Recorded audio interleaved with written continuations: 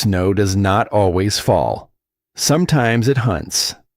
And on a night like that one, it came sideways off the ridge, fast and low, the way a thing moves when it has a grudge. And a boy stumbled through it with a frozen foot and nowhere left in the world to go.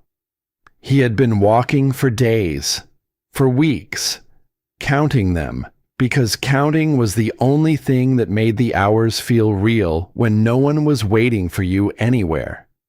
Behind him, a door that had never held his name. Ahead of him, nothing but dark and cold, and a mountain that did not care whether he lived. And then, up the hollow, half buried in shadow, a shape that did not belong, a straight line, a made thing, something somebody had left behind. He did not know it yet. But that frozen door was about to give him back his life. The snow that night did not fall. It hunted. It came sideways off the ridge, fast and low, the way snow moves when the wind has a grudge. It found the gaps in his coat. It found the back of his neck.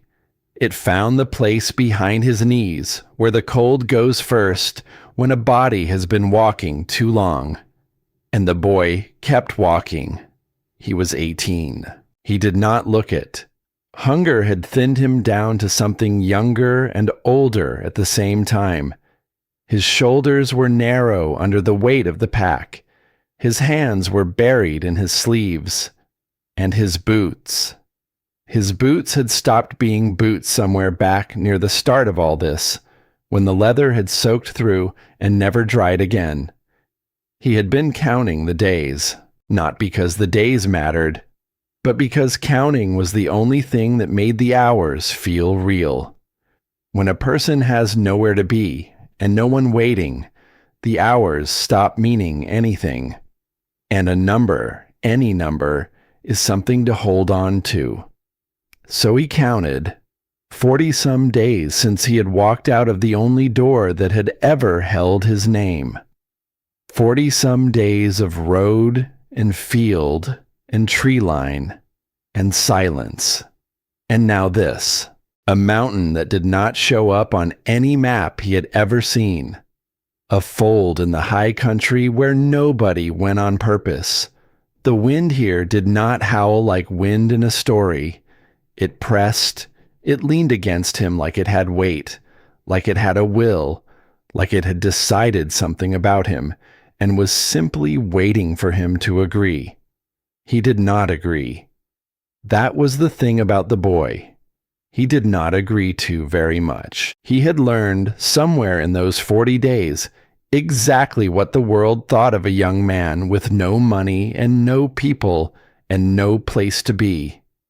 He had learned it in the towns. He had passed through a few of them on the way north. Small places, most of them.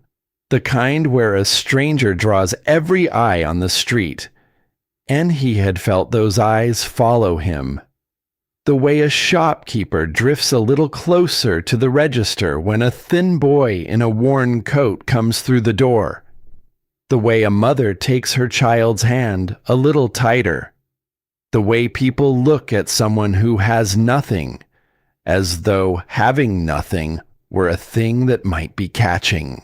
He had not stolen, not once. The old man would have come up out of the ground to shame him if he had. But the world did not know that about him, and the world did not care to learn it. The world saw the coat and the pack and the hunger in his face.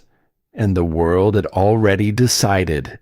Once, in one of those towns, he had stood outside a diner in the cold, counting his few dollars, deciding whether he could spare the price of something hot.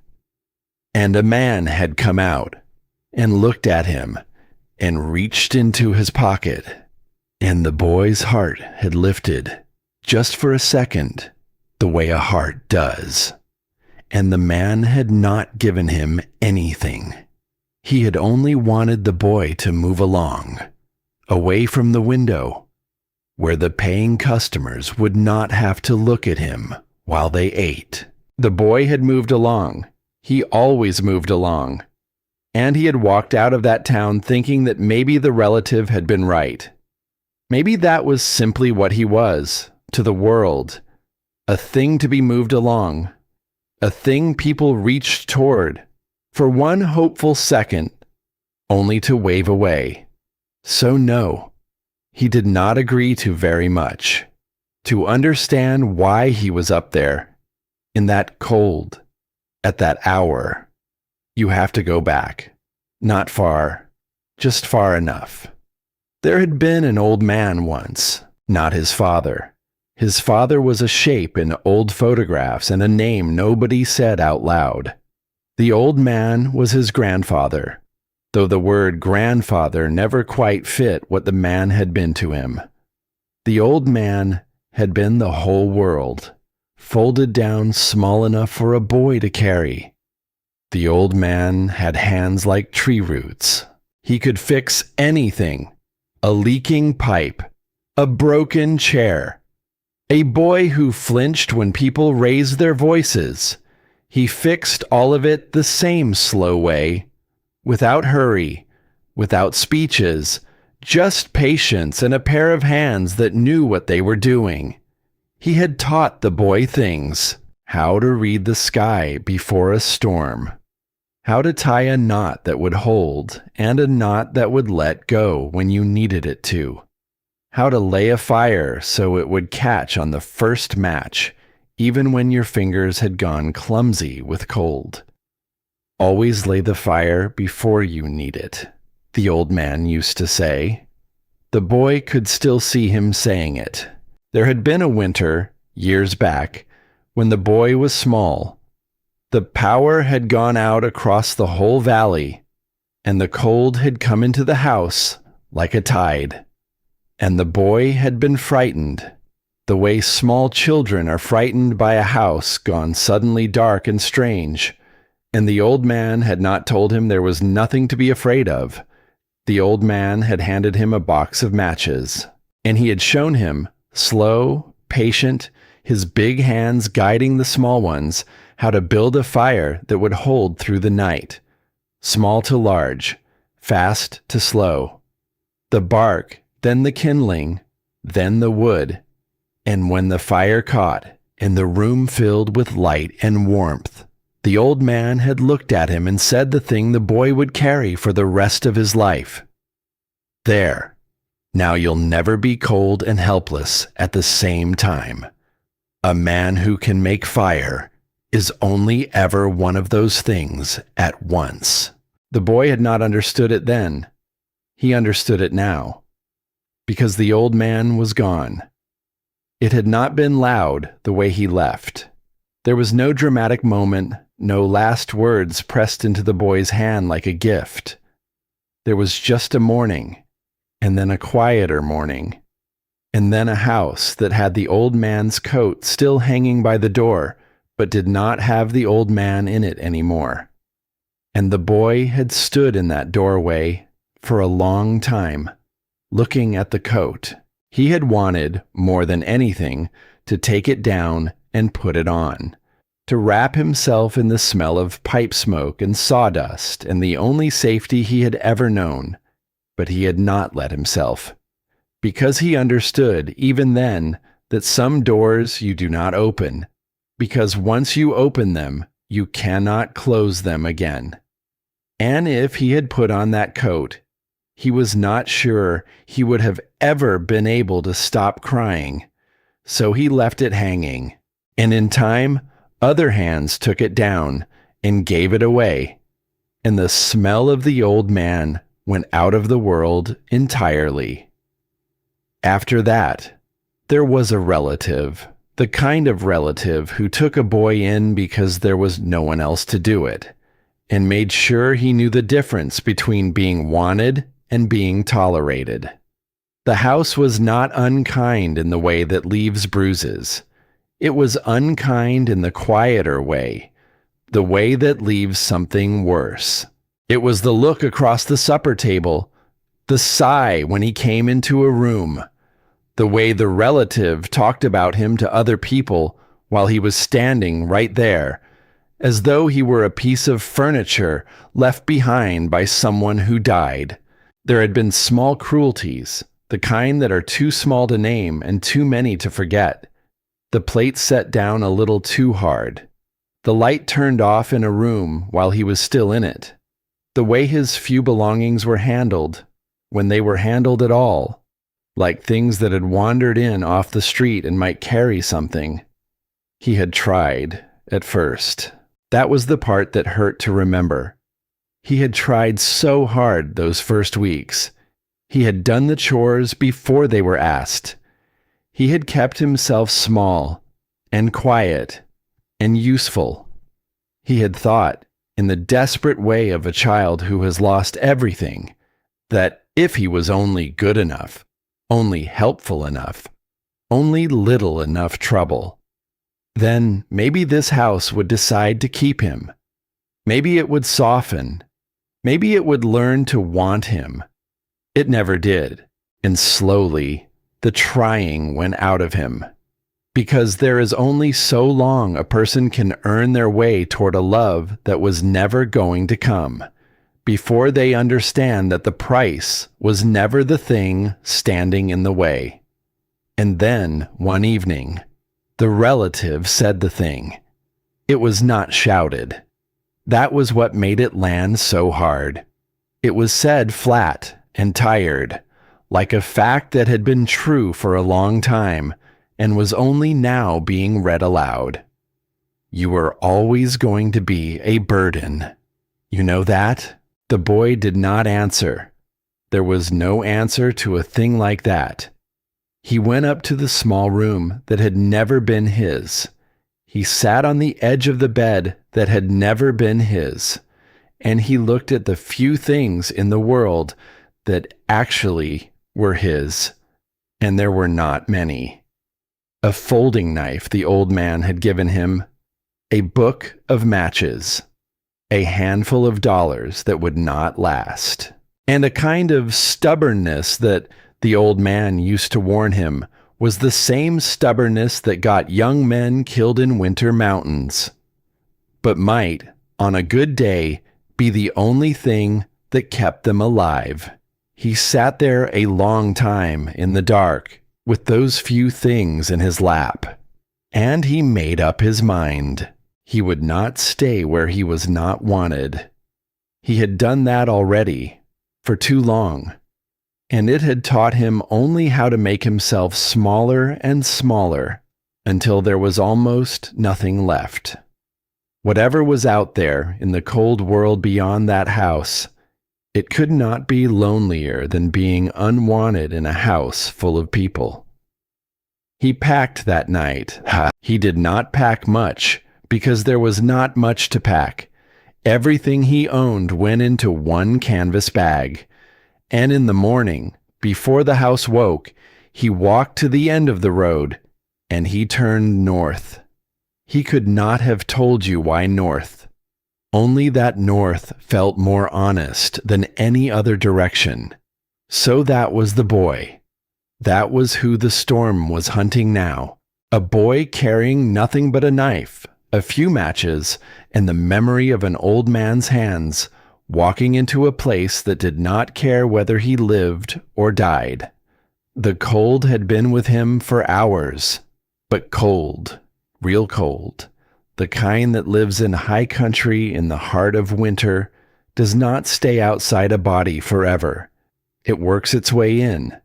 It starts at the edges, the fingers, the face, the feet. And the boy's feet had been wet for a long time. He felt the creak before he saw it. That was the danger of the dark up there. The ground lied to you. The snow smoothed everything over until the world looked solid when it was not. One step he was on frozen ground. The next, the ice gave way under his left boot with a sound like a branch snapping. And the water took his foot. It did not feel like water. It felt like a closed fist. Cold like that is not a temperature. It is a decision. It is the mountain looking at you and deciding, in that 1 second, whether you are something it will let go or something it will keep. The boy said a word out loud that the wind tore away before it finished. He scrambled up the far bank, dragging the soaked boot, his breath coming ragged and white, and he stood there in the dark, on a strange ridge, in a strange country, with one foot going numb inside a boot that was already freezing solid. He knew what numb meant.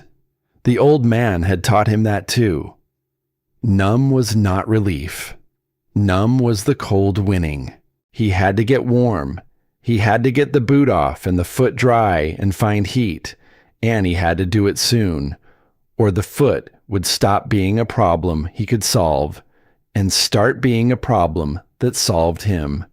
He looked around at the dark, and there was nothing, just trees and snow and the wind and the long black shoulder of the ridge above him. And then there was something. It was up the hollow, maybe 40 yards, half buried in the shadow of the hemlocks, where the dark was darkest. A shape. The boy went still, because the shape was wrong. Not frightening, just wrong in a way that did not belong. Everything in that forest was curved, or broken, or leaning, the way nature builds things. But this had a straight line. It had a corner. 2 walls meeting at a clean right angle, the way walls only meet when a human hand has put them there on purpose.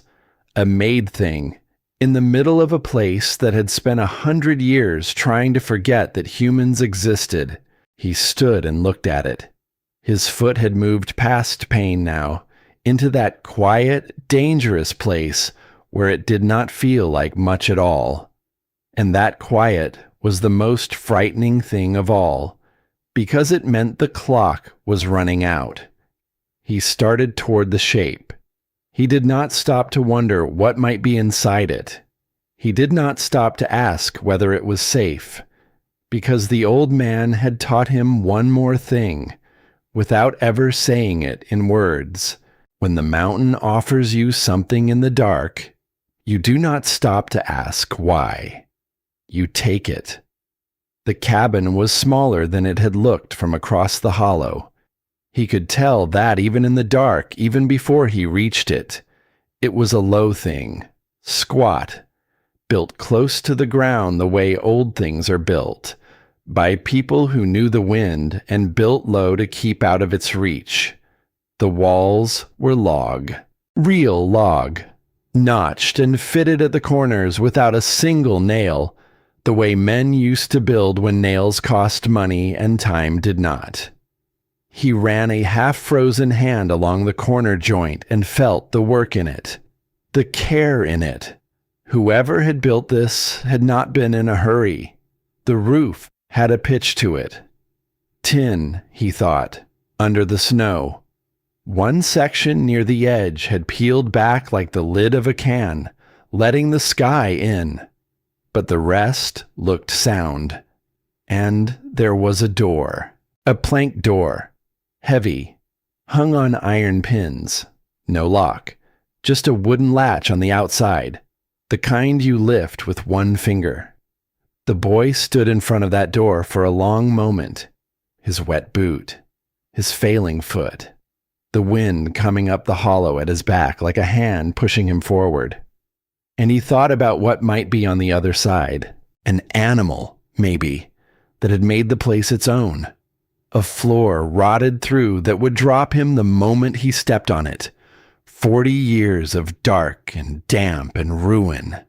He thought about all of it, and then his foot stopped feeling the cold entirely, and that decided it. He lifted the latch. The smell came out first, and it was not the smell he had braced for. He had braced for rot, for mold, for the sour animal stink of a place gone wild and abandoned. But this was different. This was old wood, and wood smoke so deep in the grain that it had stopped being smoke and become part of the wood itself. And underneath that, something faint and almost sweet, dried herbs maybe, or cedar, or sawdust. It was the smell of a place that had been lived in, hard, and then left, with care. The boy stepped inside and pulled the door shut behind him, and for the first time in hours, the wind stopped touching him. It still moaned at the eaves. It still whistled at a gap somewhere near the window, but it could not reach him any more, not the way it had outside. He got his light out. He swept it slow around the room, the way a person in trouble looks at a room, floor first, because the floor is the thing that holds you up, then the ceiling, then the corners, because the corners are where the important things hide. The floor was solid, gray with age, worn smooth in a path between the door and the far wall, but solid. It took his weight without a sound. The ceiling was low, low enough that a tall man would have to duck. But it was whole, and in the far corner, the most important corner, there was a stove, a small one, cast iron, a barrel of a thing sitting square on a bed of brick. The boy crossed the room in 3 steps. His foot was screaming at him now, the bad quiet starting to turn back into pain, and pain was good. Pain meant the foot was still his. He crouched down. He opened the little door of the firebox, and he stopped, because it was clean, not dirty clean, not the way a stove looks when the last fire just burned down and went cold. This stove had been swept, emptied, cleaned down to the bare iron, with not a flake of old ash anywhere in it. Someone had cleaned this stove before they left, and there was something inside it. One thing, a small curl of birch bark sitting on the grate, just sitting there, pale against the black iron, resting exactly in the center, like it had been set down with a steady hand. The boy looked at it for a long time, and he did not touch it yet, because his foot came first, and everything else in the world could wait until the foot was dealt with. He sat down on the cold floor, with his back against the cold flank of the stove, and he started working the frozen laces loose, one hook at a time, slow. His fingers were thick and stupid with cold, and the laces had gone stiff as wire, and he worked them the way you work something that might break if you rush it. The boot finally came free. He peeled off the soaked wool sock underneath, and then he just looked at the foot. For a moment, without touching it, 2 of the small toes had gone the color of a bruised plum, not white. He knew white was the bad one. White was the one you could not come back from. This was deep purple at the very tips, fading back through an angry red toward something that almost looked like a foot again near the arch. He pressed a fingertip against the smallest toe, and he felt it, dull, distant, like pressing through a thick glove. But there, it was there. The boy let out a long breath through his nose, and he took that cold foot in both his hands, and he tucked it up against the warm inside of his own leg, and he sat that way, on the floor, in the dark, with his back against an iron stove that held no fire. And he waited for the feeling to come back. It came back in waves, and every wave was half relief and half misery. And while it came, he thought, strangely, of the old man, of those big, patient hands, of a voice saying, a man who can make fire is only ever cold or helpless, never both at once. And he understood, sitting there on that frozen floor, that the old man had not been talking about fire at all. He had been talking about this, about a night exactly like this one. He had been trying to hand a frightened child something he could carry into the dark places he would not be there to walk him through. The old man had known he would not always be there, and he had tried to leave the boy ready. The thought sat warm in the boy's chest, warmer than the stove, which still held no fire. Outside, the wind kept working at the cabin. Looking for a way in, it found a thin whistle at the window, a low moan up in the eaves, but it could not get to him. And while he sat there, with the feeling crawling painfully back into his foot, his eyes started to move around the room. There was a shelf high on one wall, a couple of cans on it, the labels too faded and too far away to read, a tin cup with the handle broken clean off, the break old and smooth, and leaning against the wall below the shelf, where the light only just reached, an axe, a splitting axe. And there was something about that axe that made the boy go still all over again. The handle had been refitted. He could see it even from across the room, and the head, where it met the wood, was wrapped in a band of copper wire, wound careful and tight to keep the steel from working its way up off the handle. Someone had done that on purpose. Someone had taken the time. You do not wire an axe head like that unless you care about the axe, unless you want it to last, unless you are thinking about the next time you will need it, or the next person who will. Someone had cared about this axe enough to fix it, and then set it back in the corner, where it could be found. The boy looked from the axe, back to the stove, back to the single curl of birch bark sitting on the clean grate, and something began to settle over him, the way cold air settles into a low place, slow, heavy, filling the room from the bottom up. This was not a cabin that someone had run from. This was not a place that had been abandoned in a panic, with things left scattered and the door swinging. This was a cabin that someone had closed, and there is a difference. Once you have seen both, you never confuse them again. Abandoned means you left something behind that you meant to take. Abandoned is mess. Abandoned is the broken cup left where it fell, the food left to rot, the door left open to the weather. Closed is something else. Closed means you did every last thing there was to do before you walked out the door for the final time. You swept the floor. You cleaned the stove down to the iron. You wired the loose axe head and set the axe in the corner.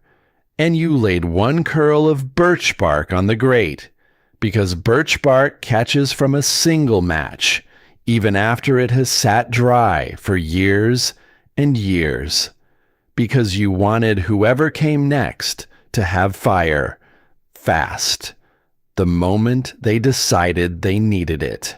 The boy sat very still with that thought. Someone had done this. Someone had stood in this room, knowing they were leaving and never coming back, and instead of taking everything or burning it all down, they had set the place in order, not for themselves, for whoever it was that would one day push open that door, half frozen, out of options, with nowhere else in the world to go. For someone exactly like the boy, someone had thought about him, not him exactly. They could never have known his face, or his name, or the words a tired relative had said across a supper table. But someone had thought about whoever he would be.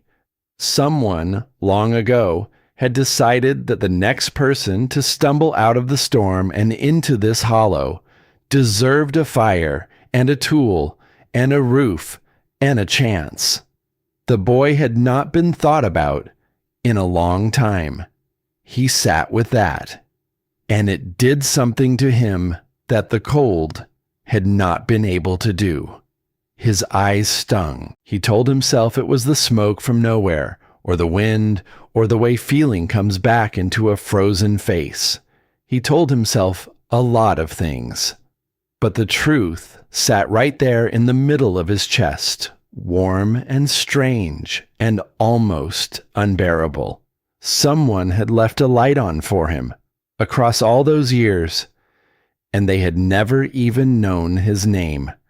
He let the moment pass, because that was the other thing the old man had taught him, in his quiet way, that you can let a feeling move through you without letting it knock you down. You hold still, you breathe, you let it pass. And then you get up and you do the next thing that needs doing. So the boy got up, his foot held, sore and slow and angry, but it held. And he turned to the stove. The birch bark sat on the grate exactly as it had been left, pale and patient, waiting the way it had been waiting for longer than the boy had been alive. He crouched in front of it. He reached into his shirt pocket where the matches were, the ones he had kept dry against his own skin through every wet mile of the journey, and he stopped, just for a second, because to light this fire was to accept it. To strike that match was to say yes to whoever had left it for him.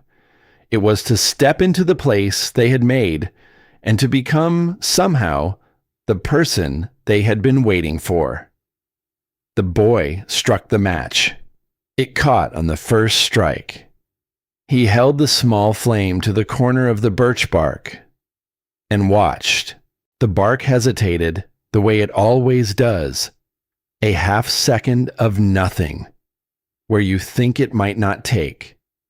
And then the flame found the oil in that thin, papery outer layer, and the bark curled, and it caught, and below the bark, he saw it now, was more.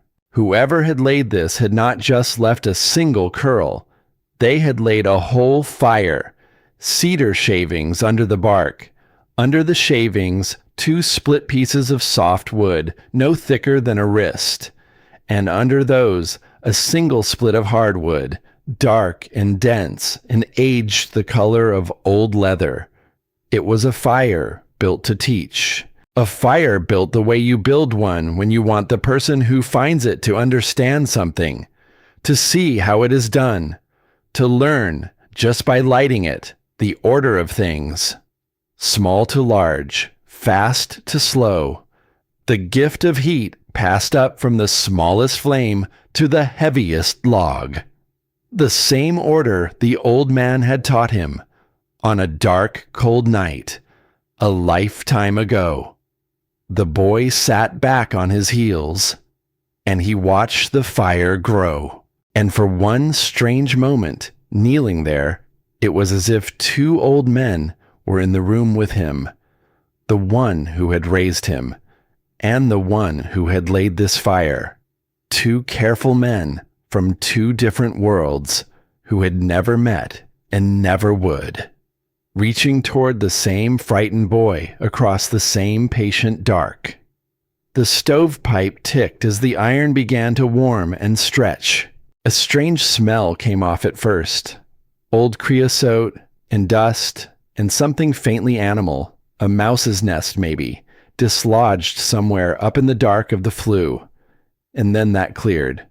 And what came through after it was just wood smoke.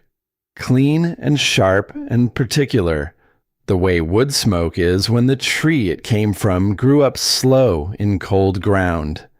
The room began to change. Not warm, not nearly warm yet. But the dark felt different now. There was a small light in the corner of the world, and a small heat, and the boy held his raw red hands out toward it. And for the first time in 40-some days, his body began to believe that it might be all right. The window across the room started to fog at the corners. The boy stayed there, on the floor, in front of the open firebox, and he let the heat reach into him, into his hands, into his chest, into the cold place far behind his ribs that had been cold for longer than this winter, longer than the journey, cold since the morning he had stood in a doorway and looked at an old man's coat. He did not cry, but he came close, and he let himself come close, which was its own kind of brave. Outside, the wind kept on hunting. It circled the cabin. It pressed at the walls.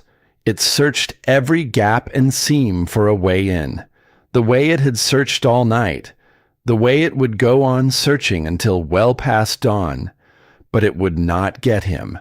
Not tonight. Tonight there was a roof over him, and 4 log walls around him, and a fire in front of him that someone had laid down years ago and trusted a stranger to one day light.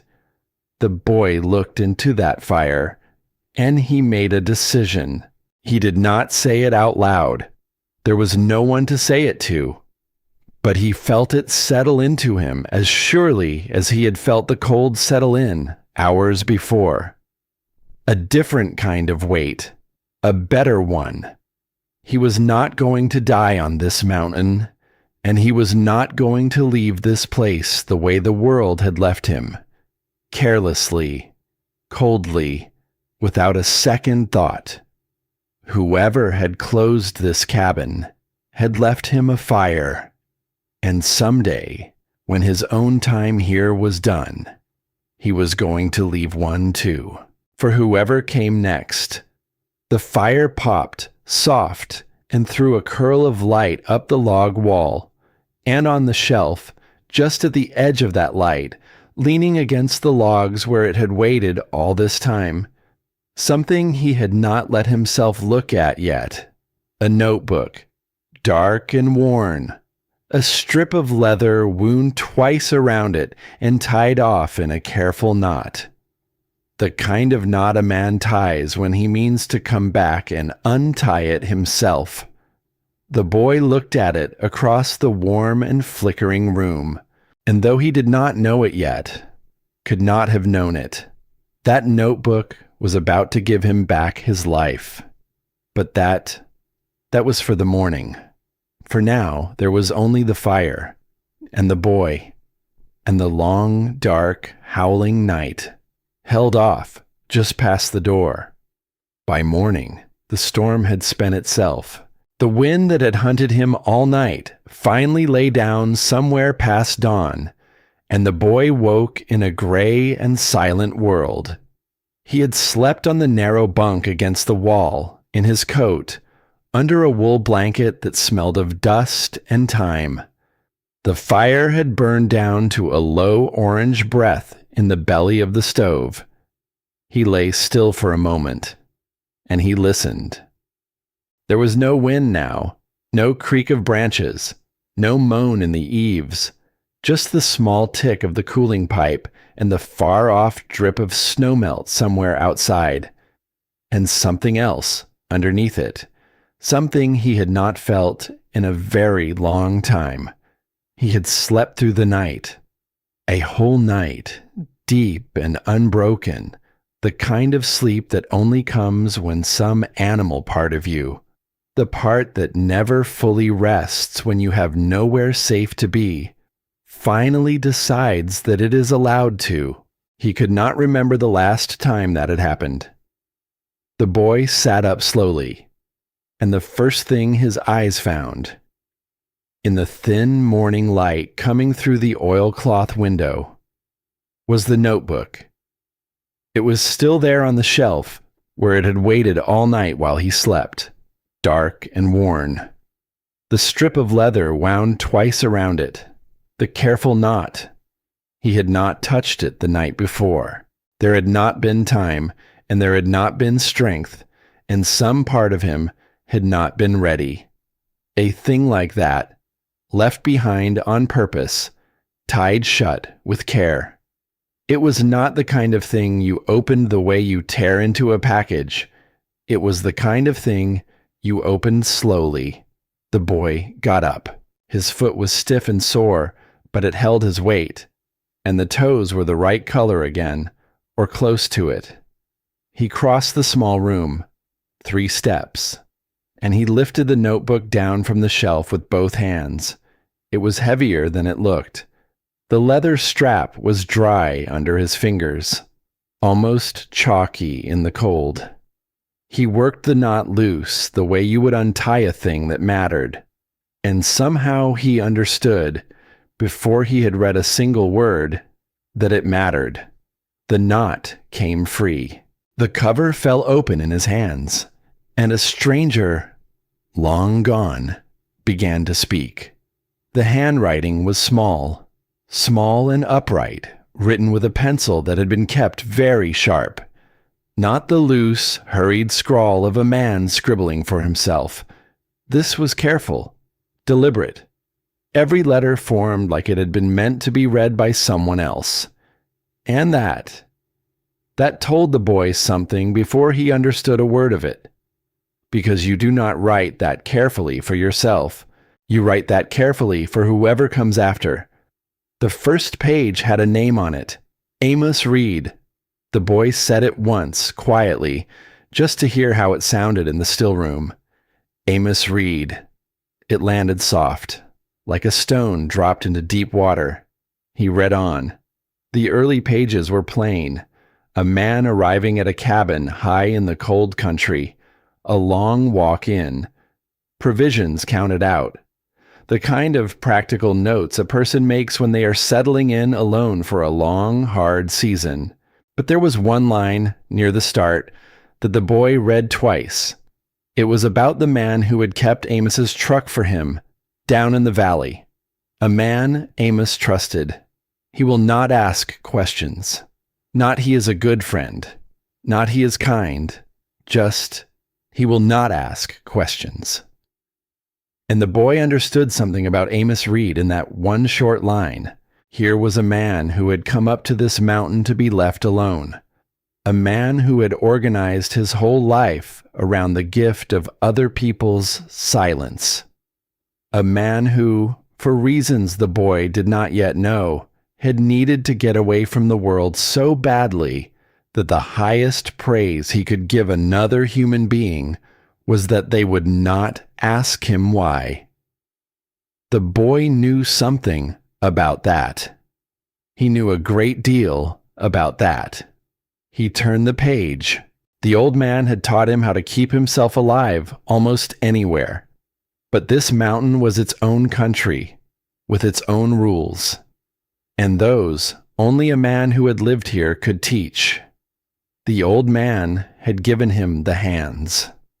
Amos Reed was about to give him the map. The notebook was not a diary of feelings. Amos Reed did not write about his sorrows. He did not write about whatever it was that had driven him up into the cold and the silence.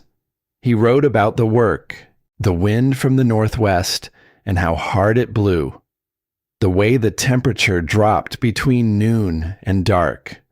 The roof on the lean-to gone soft along one ridge. 3 boards that needed replacing before any real snow came. And then a line that stopped the boy cold. Found the axe where I left it. Still sharp. The boy looked up. Across the room, in the corner, the axe stood against the wall. The same axe. The head wrapped in its careful band of copper wire. Found the axe where I left it. The boy looked back down at the page, and just below that line, almost as an afterthought, in that small upright hand. This is a good place to think. The boy read it slowly. A good place to think. He said it out loud, the way he had said the name, quietly. Just to hear how it landed in the cold room. And it landed the same way it had on the page. Heavy and true. Because a man does not write. This is a good place to think, unless thinking is a thing he badly needs to do. Unless there is something in his life so large and so painful that he has had to climb a mountain and seal himself away from every other human voice, just to get quiet enough to look at it. The boy did not know yet what Amos Reed had needed to think about, but he recognized the shape of it. He had a few things of his own that he needed to think about, and maybe this was a good place too. He read on that first morning until the light through the oilcloth had climbed the wall and started down the other side. And the deeper he went into the notebook, the more he understood that he was not reading instructions. He was meeting a man. There were small things scattered through the careful pages that told him more than any confession could have. A line, partway down one page, that simply said, "Heard a bird this morning that I have not heard since I was a boy. Sat on the step a long while, hoping it would sing again. It did not.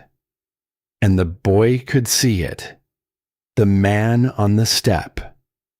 The held breath. The silence after. There was another, weeks further on, split the last of the oak today. Good wood. My hands are not what they were. And under it, smaller, as though the man had not quite meant to write it, nobody to show. Nobody to show. The boy read that line 3 times, because he understood it all the way down to the bone. He knew what it was to do a hard thing well and have no one to turn to, no one to say, "Look, I made this, I did this. Am I not worth something after all?" He knew the particular ache of a good day with no one to share it with. The way an accomplishment, unwitnessed, curdles into a kind of loneliness, all its own. Amos Reed had known that ache too. A man the boy would never meet. Gone for years. And yet, across all that distance, the two of them had felt the very same thing, on the very same step, looking out at the very same trees. The boy was not alone in the way he had thought he was alone. He had only thought no one else had ever felt it. The notebook was, the boy slowly realized, a gift. Because page after page, in that careful hand, Amos Reed had written down everything he learned about how to survive in that hard place. How to keep a stove drawing right. How to read the grade of a slope. Which woods burned fast and which burned slow, and which one you saved for the long cold hours after midnight. It was all there. Every hard-won lesson of a man who had figured out, alone, how to keep himself alive through season after season in a place that wanted him dead. And he had not kept it to himself. He had written it all down, clearly, legibly, for a reader he would never meet. The boy sat on the edge of the bunk with the notebook open in his lap, and the morning light coming gray and soft through the window, and he understood, slowly, what he was holding. Amos Reed had not just left him a fire. Amos Reed had left him a teacher. The first lesson was the roof. The boy had felt the problem the night before, without naming it. A soft place in the floor. A smell that was not general rot, but one specific column of damp, running from ceiling to floor in the corner near the stove. Now, in daylight, he found the cause. It was the stovepipe. Where the pipe punched up through the roof, there was a collar of thin metal meant to seal the gap. And on the uphill side, that collar had pulled away. Lifted over the long years by frost and thaw and the slow, patient work of cold. Just a thin gap, an inch, maybe less, but every rain, every snowmelt, for more years than the boy had been alive. All of it had found that one small gap and wicked its way down the inside of the pipe and rotted the floor below. The boy stood looking up at it, and then he turned back to the notebook. He did not have to search long, because Amos Reed had written about that very collar. Years before, he had known about the gap. He had meant to fix it, or he had fixed it once and kept the material on hand for the next time. And there, on the shelf above the stove, was a coffee can. The boy lifted it down. Inside, roofing tar, old, and cracked around the edges, but still soft in the center, left there on purpose. The boy stood for a moment, holding the can, looking from it to the notebook to the gap in the roof. It was almost too much, because it meant Amos had not just left instructions. Amos had left the materials.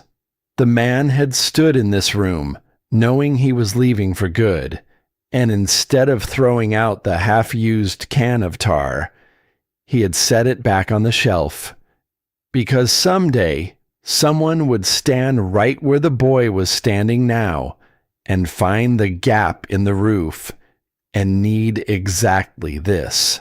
The boy worked the tar that day. He climbed up on the cold roof with a fist-sized chunk of it, and he pressed it into the gap, and he bent the old collar back down flush, and he worked the seam with his thumb until it was sealed. It took him most of the morning. His hands were black with it by the end. His back ached.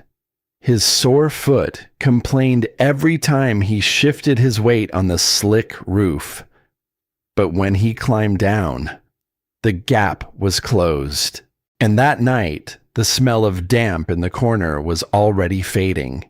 Then came the gaps in the walls, the chinking between the logs, cracked and fallen away in places, letting the wind find its way in.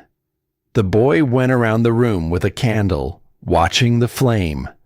Where it flickered, there was a draft. Where there was a draft, there was a leak. And he learned that a room is only as warm as its worst gap. He sealed the gaps one by one, and with every gap he closed, the little room held its warmth a moment longer. The way a thing does when someone has finally decided it is worth keeping warm. And every evening, when the work was done, he came back to the notebook. He read it the way some people read scripture, slowly, more than once, letting the words of a man who had been gone for longer than he had been alive sink down into him and become part of him. And the strangest thing began to happen. He began to feel less alone. That was the part that crept up on him. He was alone, of course, completely alone. Higher up on that cold mountain than any other living soul, with the nearest other person somewhere far down in the valley, out of sight and out of reach. By every measure that could be counted, the boy was as alone as a person can be. And yet, every morning when he opened the notebook, there was a voice, patient, steady, unhurried, a voice that did not raise itself, a voice that did not sigh when he came into a room, a voice that never once, not on any page, suggested that he was a disappointment or too much, or a thing that had been left behind by someone who died. A voice that instead seemed to be saying on every page, in 100 different ways, here is how. Here is what I learned. Here is the shorter road. I made the mistakes already, so that you would not have to. I thought about you. Before I ever knew your name, I thought about you. And the boy had not known how badly he needed to hear that, until he heard it. From a man who had been dead for years, the food came next, and the food could not wait. Because a fire and a roof keep a body from freezing, but they do not keep it from starving. And the half box of crackers the boy had carried up the mountain was long gone, and the few faded cans on the shelf would not last a week, and the cold made his body burn through what little it had like a stove burns through kindling. He needed meat, and here, too, the notebook had gone before him. There was a page, deep in the careful hand, where Amos had laid out the whole of it, where the deer crossed, low on the ridge, in the gray hours of morning and evening. How to wait, downwind, still as a stone, for as long as it took. How to be quick and clean about the killing, because a clean kill is a mercy, and a botched one is a cruelty, and a man alone in the cold cannot afford to be cruel to the animal or to himself. And below it, in that same hand, take only what you will use.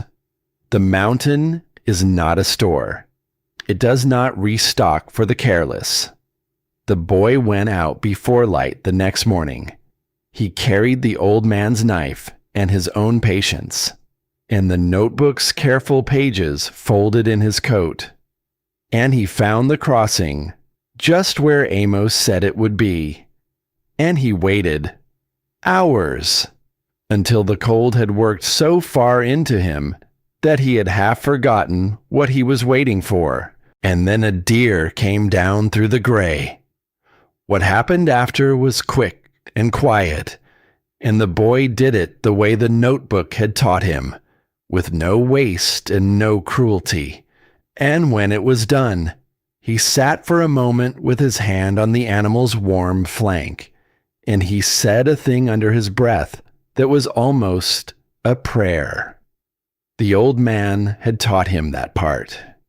You thank the thing that dies so you can live. You do not have to believe in anything in particular to mean it. He did the rest the way the notebook described, and behind the cabin, where Amos had said it would be, he found the small smokehouse, half hidden under a leaning stand of spruce, a tight little structure of board and stone, with a rack inside, and the long cold ashes of fires another man had built, in another time, for exactly this. The boy laid his own fire in it, and by the time the light went gray and flat that evening, there was meat hanging in the smoke, slow curing against the long winter, and the boy stood looking at it with a feeling he could not name. He had fed himself, not begged, not stolen, not waited at a diner window for a kindness that never came. He had gone out into the cold, and he had used what an old man left him and what another old man had written down, and he had fed himself off this hard and beautiful land with his own 2 hands. He thought of the man at the diner, the one who had reached into his pocket and given him nothing but the word along. And the boy understood, standing in the cold by the smoke, that he had walked clean out of the reach of men like that. Up here, no one decided whether he was worth feeding. Up here, he fed himself.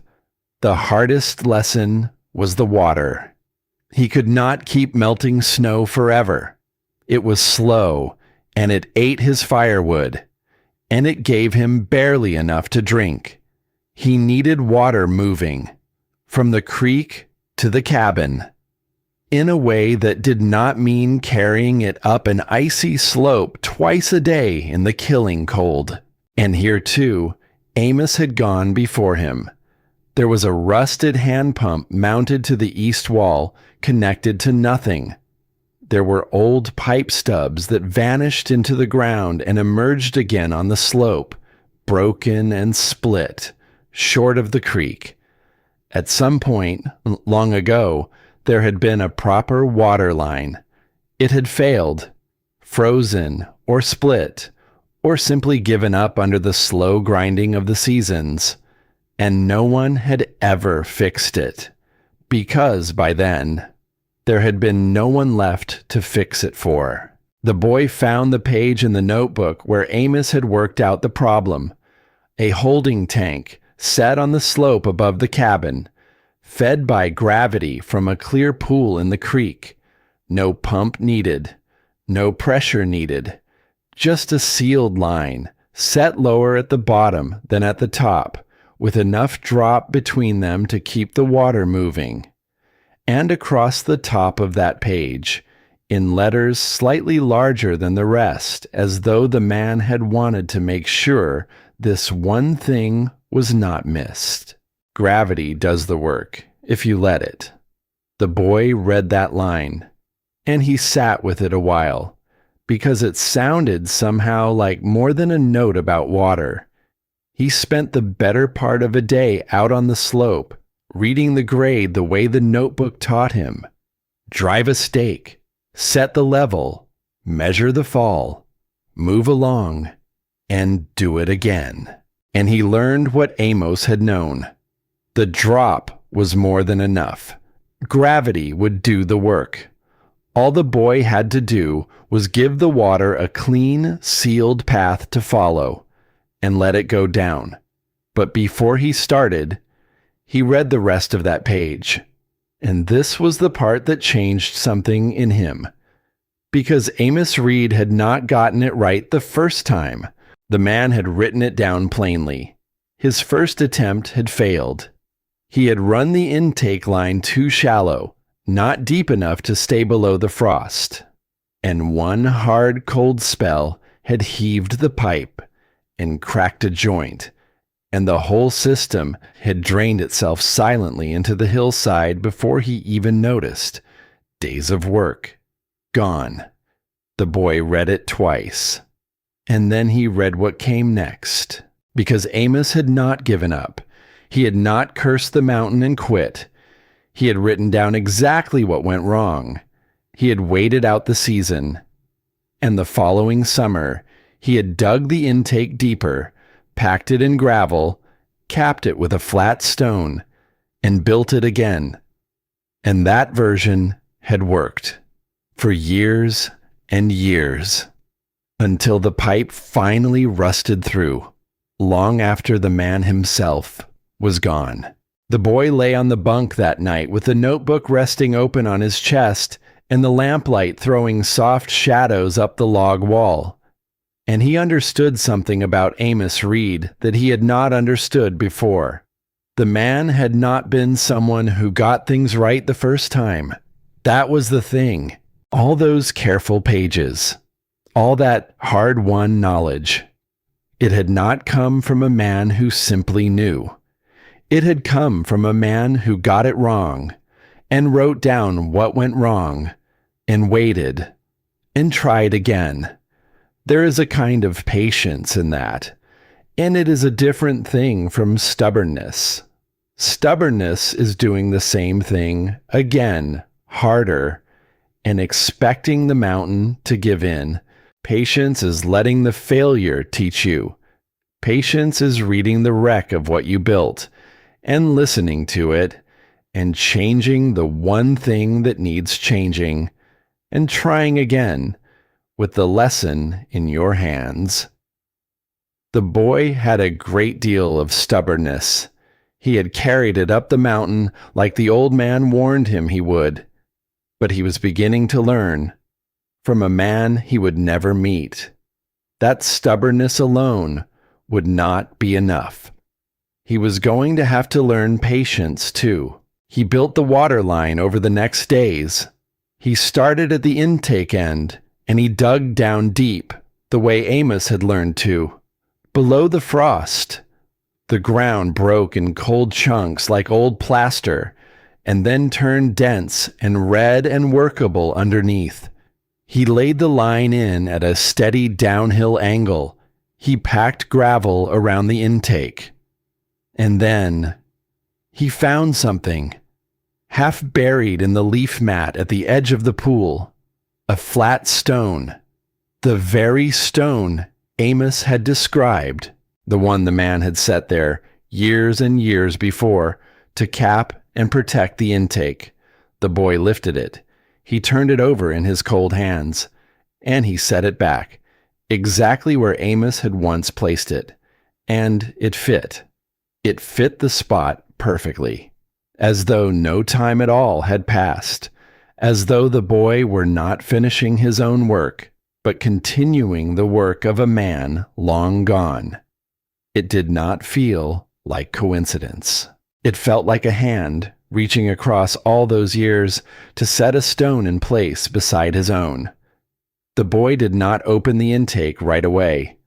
There was one more note, underlined twice, with a smaller line written in the margin beside it. Cover it first. Water is patient. You have to be too. So he covered it first. He backfilled the trench. He tamped it down. He did the slow, unglamorous work of finishing the thing properly before he ever got to see it run. And only then did he open the intake. He pulled the flat stone aside, just enough to let the water find the pipe. And then he walked down the slope to the holding tank. And he waited. It took a few minutes, a few long minutes, standing in the cold, watching an empty tank, wondering if he had failed, if the line had a leak somewhere, if all of it had drained into the hillside the way Amos's first try had years ago. And then the water came. It came without ceremony, a dark thread sliding into the bottom of the tank, almost silent, spreading slow across the floor of it, rising. The boy did not shout. He did not celebrate. He just watched. He watched the water rise to the line he had cut for it, and find its level, and hold. And the notebook had described this very moment in one short sentence, written years before the boy was even born. When it finds its level, you'll know you've done it right. The boy stood there in the cold, looking at the still water in the tank, and he knew. He knew he had done it right. And something moved in his chest that he could not quite name. Pride, maybe, but softer than pride. And underneath it, something almost like grief, for a man he had never met, who had figured all this out alone, with no notebook of his own to follow, and had then sat down and written it all out. So that one day, somebody would not have to be alone the way he had been. The boy put his cold hand flat against the side of the tank, and quietly, to no one, to the cold air, to a man long gone, he said, "Thank you." The wood came easier after that.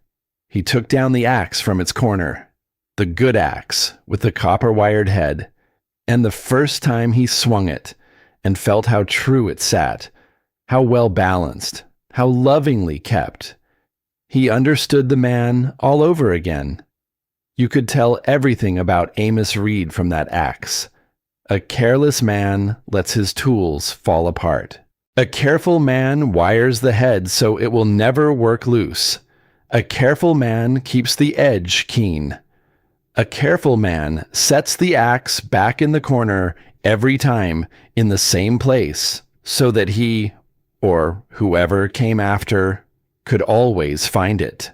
Found the axe where I left it, still sharp. The boy split wood until his shoulders burned and his breath came hard and white in the cold air. And the work warmed him through, the way good hard work does, from the inside out. By the time he carried the last armload in and stacked it against the wall, the cabin was holding its heat without the stove even working hard. A roof that did not leak. A line of clean water running down from the spring, meat curing in the smoke, a wall of split wood stacked and ready, and a notebook full of a careful hand that was, day by day, beginning to feel less like a dead man's and more like his own. The boy had built himself a life up there. A small one, a hard one, but a life. And then, one morning, it stopped being a life he lived alone. It was the smoke that gave him away. He had not thought about that. A young man learning to survive thinks about heat and water and food. He does not always think about how a column of wood smoke, rising day after day from a cabin that has been cold and silent for longer than anyone can remember, is a thing that can be seen from far away, from down in the valley, by someone who knew that the cabin was supposed to be empty. The boy was splitting wood one gray afternoon when he heard it, the crunch of slow footsteps on the frozen slope. He turned, the axe still in his hand, his heart suddenly loud. And there, coming up the last of the trail, moving careful over the ice with the help of a tall walking stick, was an old woman. She was bundled against the cold, small, and bent a little with the years, but steady on her feet, in the way of someone who had walked hard country all her life. Her face, under the wool cap, was lined and weathered and watchful, and she was looking at him, not with fear, not quite with welcome, with suspicion. She stopped a little way off, leaning on the stick, taking him in. The thin young frame, the borrowed axe, the smoke rising behind him from a chimney that had no business smoking. "Well," she said at last. Her voice was dry and rough and not unkind. "I'll be."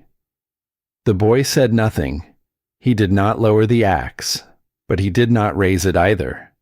The old woman looked past him, at the cabin, at the patched roof, at the running water line, at the stacked wood and the smoke and all the quiet signs of a place being brought back to life.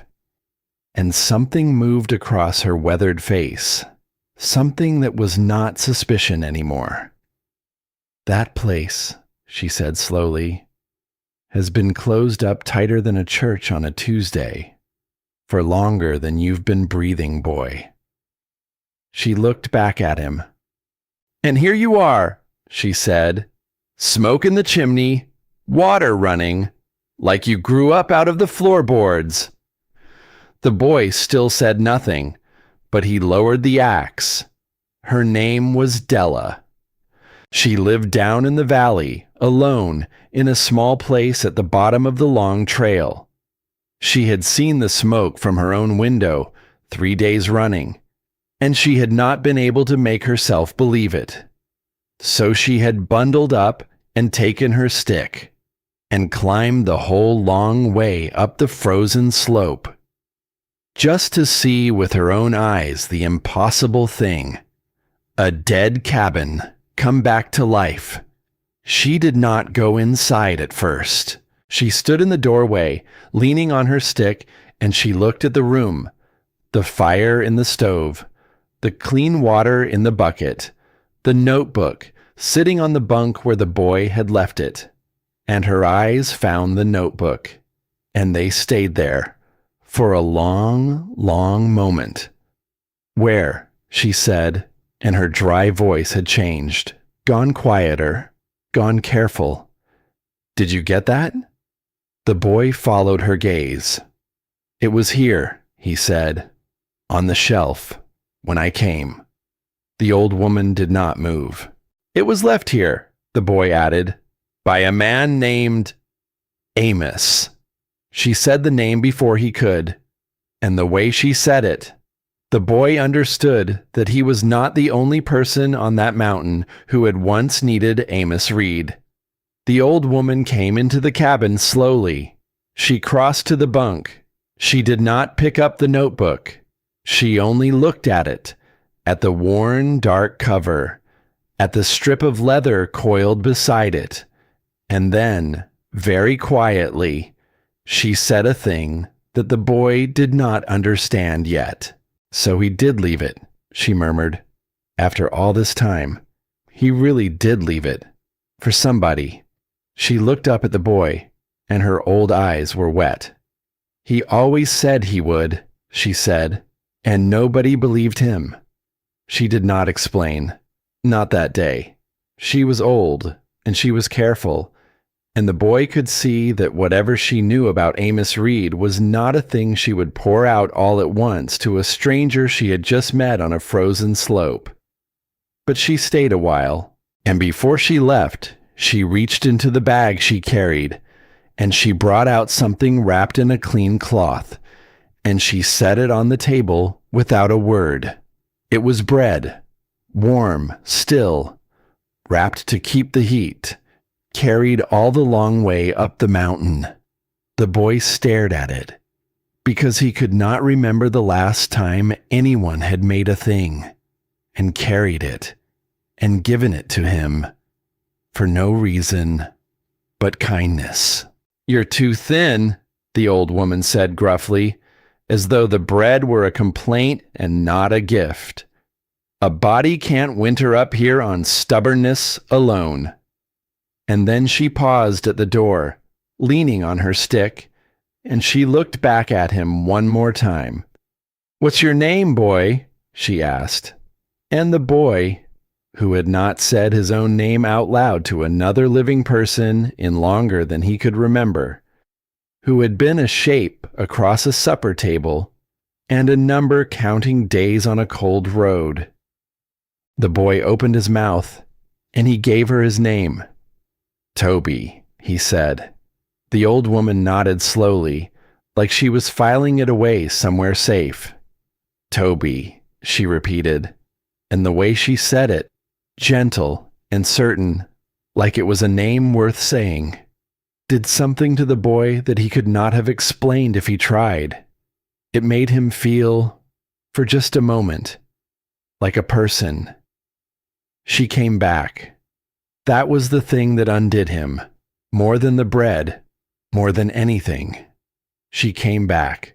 Every few days, when the weather allowed, the old woman would climb the long trail with her stick and bring something, more bread, a jar of something put up from the summer. Once a pair of thick wool socks, which she dropped on the table without a word, glaring at his ruined boots as though they had personally offended her. She did not say much. Neither did he. They were two people who had each spent a long time alone, and neither of them quite knew how to fill a silence, so mostly they did not try. She would sit by the stove. He would split wood, or mend something, or read. And the quiet between them was not empty. It was the good kind of quiet, the kind that does not push back. There was one evening, deep in that stretch, that the boy would remember for the rest of his life. The light had gone, and the wind was up, and Della had stayed later than she meant to. And rather than send an old woman down an icy trail in the dark, the boy had banked the stove and given her the bunk and made himself a place on the floor by the fire. And they had eaten together, smoked meat and her bread, and water clear and cold from a line a dead man had taught a lost boy to build. A small meal, plain, nothing a person would write home about. And it was the best meal of the boy's life, because there was someone across the fire from him, someone who had climbed a mountain to sit there, someone who, when he set the food down in front of her, looked at him and said, simple as anything, "You did good getting yourself through. You did real good." And meant it. The boy had to turn his face to the fire for a moment after she said that, because no one had told him he did good in a very long time, and slowly, so slowly that neither of them quite noticed it happening. A lonely old woman who had been climbing that mountain alone for years, and a lonely young man who had walked there with nowhere else to go, began to be something to each other. Not family, not exactly, but something with the same shape as family. Something that had been missing from both their lives for a very long time. And all the while, the notebook waited. The boy read it every night, and as the weeks passed and the bond with the old woman grew, he found himself reading it differently. Not just for the lessons now, not just for how to seal a roof or run a water line, but for the man, for whatever it was that had driven a careful, patient, gentle man to climb this mountain and seal himself away from the world, and write so carefully for someone he would never meet. There were gaps in the notebook, whole stretches of empty pages, places where the man had simply stopped writing for weeks at a time, and then taken it up again. Places where the careful hand grew for a few lines, less careful, as though something heavy had pressed down on it, and near the end, the writing simply stopped, mid-thought. A sentence begun and never finished. The boy did not know what to make of that, but he found that it stayed with him. That unfinished sentence, the thought of a careful man who had written so much, so clearly, for so long, laying down his pencil one day in the middle of a line, and never picking it up again. What had happened? Where had Amos Reed gone? And why? After all his careful preparation, after closing the cabin so gently, after leaving the fire and the tools and the notebook for whoever came next, why had he never come back? The boy did not know, but the old woman did, and the day she finally told him was the day everything on that mountain changed. But that was still ahead. For now, there was the fire, and the bread on the table, and an old woman's footsteps on the frozen trail, and a notebook full of a careful hand that had begun, at last, to feel like home. The cold that came after was not the cold he had known before. Toby thought he had understood winter. He thought the early weeks had taught him what the mountain could do. The storm that first night, the ice that took his foot, the long gray days of wind. He thought he had met the worst of it and learned to stand against it, and won. He had not met the worst of it. The worst of it came later. Quiet at first, the way the truly dangerous things always come quiet. One morning he woke and the light through the oilcloth was different, harder, bluer. And when he put his hand near the window, the cold came off the glass like something with a pulse. The thermometer he had hung by the door had dropped past every mark it had reached before. And it kept dropping. Hour by hour, as though the mountain had simply decided to stop pretending and show him, at last, what it truly was. The fire could not keep up. He fed it, and the cabin held its small circle of warmth in the very center of the room, and beyond that circle, the cold pressed in from every wall. He slept in his coat. He slept in the wool socks the old woman had brought him. He slept close to the stove, and still he woke with his breath frozen white in the air above the bunk. And outside, the world had gone silent and white and merciless. This was the part of the season Amos Reed had warned about in the pages near the back of the notebook. The deep cold. The part that does not blow and rage like the early storms, but simply settles down over the mountain and stays. The part, Amos had written, that does not try to kill you quickly. It is patient. It waits for you to make one mistake. And Toby, who had been so careful for so long, was about to make one. The water line froze first. He should have seen it coming. Amos had warned about that too, in his way. But Toby had grown a little proud of that water line. He had built it with his own hands, by a dead man's instructions, and he had watched it find its level, and he had let himself believe it was finished, solved. A thing he no longer had to think about. That was the mistake. You never stop thinking about the things that keep you alive. He went out one morning to the holding tank, and there was no water in it. Just ice, skinned hard across the bottom, and a silence where the small, steady trickle used to be. And when he climbed the slope to the intake, he found the line gone solid all the way down. The deep cold had reached past where he had buried it, past where Amos had buried it, even, in the version that worked. It had reached down into the ground and found the water and stopped it. Toby stood there on the slope in that terrible cold, looking at the frozen line, and he felt the first real flicker of fear. Because melting snow ate firewood, and his firewood, the great proud wall of it he had stacked, was lower than it had been, and the deep cold made him burn more of it, not less. And now, on top of all that, he would have to melt every drop of water he drank. The math of it was simple, and the math of it was not good. And worse than the math was this. Della had climbed all through the early winter, when the trail was only snow. But this was a different cold.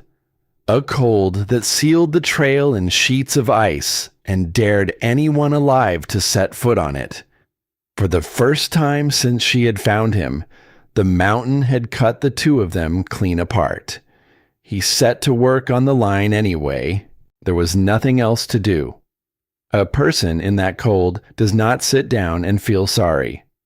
A person in that cold gets up and goes out and works. Because work makes heat, and heat is life. So Toby took the spade, and he went up the slope, and he started to dig down to the frozen line to see if he could thaw it or reroot it or do anything at all. The ground was iron. It was not the workable red earth of the warmer weeks. The deep cold had turned it to stone. The spade rang off it and jumped back in his hands and barely scratched the surface. He swung it harder, harder, the way the old man had warned him about. Stubbornness, doing the same thing again, harder, and expecting the mountain to give in. The mountain did not give in. And on one of those hard swings, with his hands clumsy from the cold, and his judgment worn thin by hunger and worry, the spade skipped off the frozen ground at a bad angle, and the edge of it came down across his shin. The pain was white and immediate. He went down in the snow, both hands clamped to his leg, and for a moment the whole world narrowed to that one bright point of agony. When he could finally make himself look, there was blood, dark against the snow, more of it than he wanted to see, spreading through the torn cloth of his trouser leg. He got himself back to the cabin somehow, half walking, half dragging, leaving a thin, dark trail behind him on the white slope. And he sat down hard on the bunk, and he cleaned the wound the way the old man had taught him, gritting his teeth against it, and he bound it tight.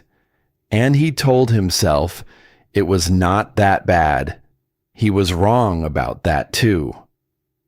The fever came in the night. It came the way the deep cold had come, quiet at first, and then all at once. He woke shivering in a way that had nothing to do with the temperature of the room. His leg throbbed with a heat of its own, and when he touched his own forehead, his hand came away wet, and the rest of him went on shaking. He knew what it was. He had cleaned the wound as best he could, but out here there was no such thing as truly clean, and something had gotten into it, and now his own body was burning itself trying to fight it off. And he was alone. That was the thing that frightened him most, lying there in the dark, shaking. Not the fever, not even the wound, but the aloneness of it, the knowledge that no one was coming, that the old woman could not climb that frozen trail, even if she somehow knew he needed her, that there was no one within miles who knew or cared whether the fever broke or did not. He was as alone as a person can be. The night went strange after that. The fever does that to a person. It softens the wall between what is real and what is not, until the dark of the cabin begins to fill with shapes that should not be there. And the boy, burning, drifting, half out of his own mind, began to see things. He saw the old man, sitting in the chair by the stove, the way he used to sit, with his big root hands folded in his lap, not speaking, just there, just watching, the way he always watched, patient and unhurried, as if there were all the time in the world. And the boy, in his fever, said, I tried to do it, like you taught me. And the old man in the chair said nothing, because the old man was not really there, because the old man had been gone for a long time now. But the boy went on talking to him anyway, the way a fevered mind will, telling him about the roof and the water line, and the meat in the smoke, and the careful notebook, all of it tumbling out in the dark. And then the shape in the chair changed, and it was the other one, the flat, tired face, the voice from across the supper table. And it said the thing it always said, the thing that had followed the boy up the mountain and into the deep cold, and now into the fever itself. You were always going to be a burden, you know that. And the boy, burning, weak, with nothing left in him to fight, finally stopped fighting it. Maybe it was true. Maybe the relative had been right all along. Maybe this was simply how it ended for a boy like him, quietly, on a cold mountain, with no one to know and no one to care. Maybe the whole long journey north had only ever been the longer way around to the same place he would have ended up anyway. The fever burned, the wind found the eaves, and Toby lay in the dark and stopped fighting. That was the lowest hour. There is one in every life worth telling about. The hour when the fight goes out of a person and they lie down, and they let the dark have them. And what reaches a person in that hour decides everything that comes after. For Toby, in that hour, what reached him was a thought. It was not a grand thought. It did not arrive like a voice from heaven. It arrived small and stubborn and strange, the way real saving thoughts do. It was the unfinished sentence, the place near the end of the notebook where the careful hand had simply stopped mid-thought and never picked up again. He had wondered about it for weeks, and now, burning with fever in the dark, the thought of it would not leave him alone. Because a man like Amos Reed did not leave things unfinished.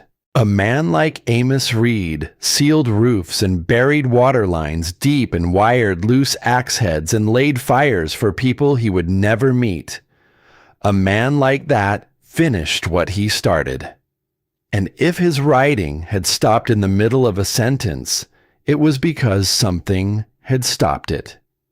And whatever Amos had been writing in that last unfinished line, had been important enough that he never got the chance to write the rest.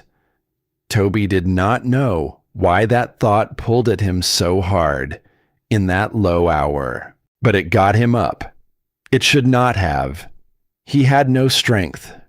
His legs screamed when he put weight on it, and the fever made the whole room swim and tilt. But he got himself up off that bunk, and he crossed to where the notebook lay, and he took it in his shaking hands, and he turned to the back, to the careful pages near the end, to the place where it all stopped. And by the low light of the dying fire, he read them again. He read them differently this time, not as a man looking for instructions, as a man looking for a reason. And in the margin of one of those last pages, in handwriting smaller than the rest, in a line he had read a dozen times and skipped over every time because it had seemed to mean nothing, he found it. For the cold nights, behind the stone, in case the wood runs low and the water won't come. Toby stared at the line. Behind the stone. He knew that stone. He knew exactly which stone. The flat one at the edge of the pool. The one Amos had set there years ago to cap the water intake. The one Toby had lifted and turned in his own cold hands and set back in its place. Behind the stone. But not that stone. There was another. The notebook said so, 2 lines down, and he had never read those 2 lines, because by the time a person has found what they think they need, they stop reading. There was a second flat stone, set into the foundation of the cabin itself, near the base of the chimney, where the warmth of the stove would reach it even in the deepest cold. Toby went to it. He could barely walk. He went anyway, on his hands and his good knee, dragging the hurt leg across the cold floor to the base of the chimney. And there, set into the stone of the foundation, fitted so smoothly that he had never once noticed it, was a flat stone the size of a book. He worked his fingers around the edge of it. He pulled. It came free. And behind it, in a hollow space, the careful hands of Amos Reed had cut into the foundation years and years before, was a small dark recess. And it was not empty. There was a tin in there, sealed tight against the ears. And when Toby pried it open with shaking hands, inside he found things that made the breath catch in his throat. Food, dried and packed and put up to last. More than enough to carry a starving body through the worst of a hard stretch. And folded beside it, wrapped in waxed cloth, a small store of the simple medicines a careful man keeps for exactly the kind of wound that festers, for exactly the kind of fever that burns. Amos had left it there, years ago, a lifetime ago, knowing he was leaving and never coming back. The man had cut a hollow into his own foundation and stocked it against the worst nights and sealed it behind a stone and left it. Not for himself, for whoever came next, for a boy he would never meet, burning with fever on the coldest night of the year, with the wood running low and the water frozen in the ground, exactly as the margin line had said. In case the wood runs low and the water won't come. Amos had known. Not the boy, not the face, not the name.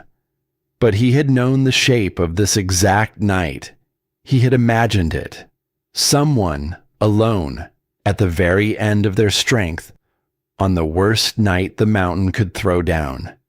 And he had reached forward across all those years and set aside, against that night, everything that someone would need to live through it.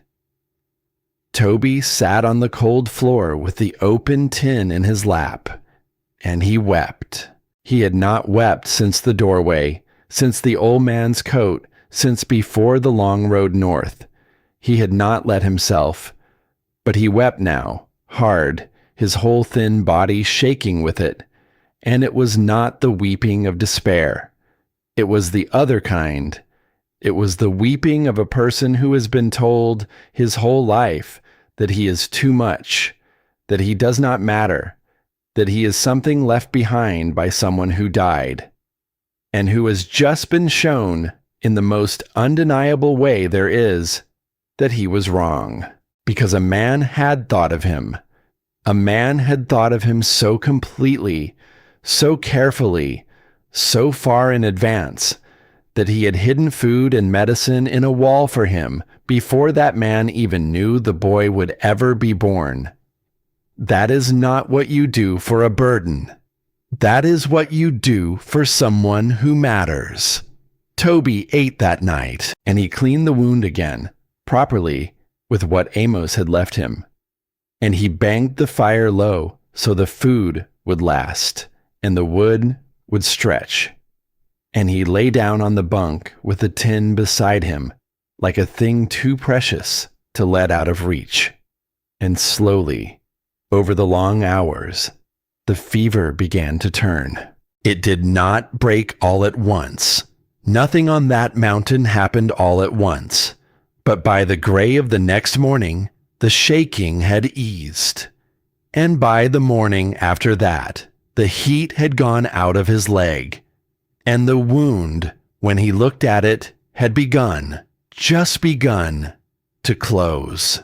The deep cold did not last forever.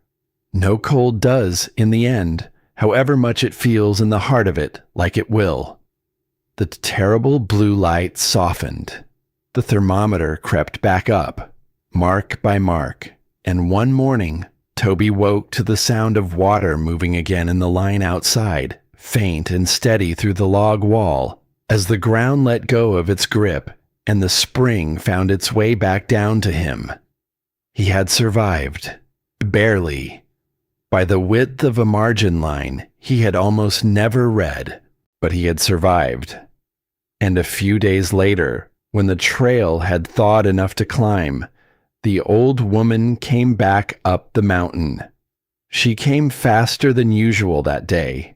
He could hear it in her step on the slope, quicker, more worried, and when she came through the door, her lined old face was tight with a fear she had been carrying the whole long climb. She had seen no smoke for 2 days, during the worst of the cold, and she had not been able to come. And she had spent those 2 days down in the valley, alone, imagining the worst, with no way to climb a frozen trail, and no way to know whether the boy she had come to care for was alive or dead at the top of it. And now here he was, thin and pale and limping, but alive. She looked at him for a long moment in the doorway, and then she crossed the room, faster than her old legs should have carried her, and she put her arms around him. She did not say anything. She just held on. And the boy, who had not been held by anyone in longer than he could remember, stood very still and let her. When she finally let go, she saw the tin. It was still sitting beside the bunk where he had kept it close, the old dark tin with the lid pried open and the careful stores inside. And her eyes went to it the way her eyes had gone to the notebook that first day. And her old face changed. "Where did you get that?" she said quietly, though it was not really a question. She already knew. "Behind the stone," Toby said. His voice came rough. "By the chimney. It was in the notebook, in the margin. I almost didn't read it." The old woman sat down slowly in the chair by the stove, and for a long moment she did not speak. She only looked at the tin, and something moved across her face, grief and tenderness and a kind of awe all at once. He cut that hollow himself, she said at last. I remember when. I told him he was a foolish old man, hiding food in a wall for somebody who might never come. She shook her head slowly. He just looked at me, and he said, somebody always comes in the end. The mountain always sends somebody. And when they get here, they ought to find that the place was ready for them. She looked up at the boy. I didn't understand him, she said. Not really. Not for a long time. Her old eyes filled. I think I understand him now. And that was when she told him. That was when the old woman finally told the boy the thing she had been carrying up and down that mountain all those weeks, the truth of why a careful, gentle man had sealed himself away from the world and closed a cabin so tenderly and never, ever come back. She told it slowly, in her dry, rough voice, by the light of the stove. Amos Reed had not come up to that mountain to be alone, she said. Not at first. He had come up with his boy, a son, young, bright, the whole of the man's heart walking around outside his body, the way a child is. They had built the life together, the two of them, Amos and his boy. They had sealed the roof together and run the water line together and stacked the wood together, season after season, in that small cabin at the top of the world. The notebook, all those careful pages, all that patient, hard-won knowledge. Amos had written it down for one reason and one reason only, for his son, so that one day, when the boy was grown and the father was gone, the boy would have it all, every lesson, every mistake, the whole shorter road laid out in a careful hand so that his son would never have to learn it the hard way, alone, the way Amos had. That was who the notebook had been written for, a son. And then, one winter, on that very mountain, in cold not so different from the cold the boy had just survived, something had gone wrong. The old woman did not give the details. Perhaps she did not know them all. Perhaps some things are too heavy to say out loud, even after all the years. She said only that the mountain had taken the boy, that Amos had come down off that ridge alone, carrying the whole world's grief in his two empty arms, and that he had never been the same. He had closed the cabin not long after, and here the old woman paused, and she told the boy a thing about herself that she had never told anyone, because she had not only watched Amos grieve, she said, she had grieved alongside him from a distance he never let her close, for a reason of her own. Years before, she had lost someone too. Not a child, a husband, young, taken from her early in a life that was supposed to have been long. And she had filled the empty house with a kind of quiet that she had carried ever since. She had understood Amos better than anyone, she said, because she had been where he was. And the cruelest part, she said, was that grief made you no good to each other. Two grieving people did not heal each other. They only stood at the edge of each other's silence, each one too deep in their own cold to reach across.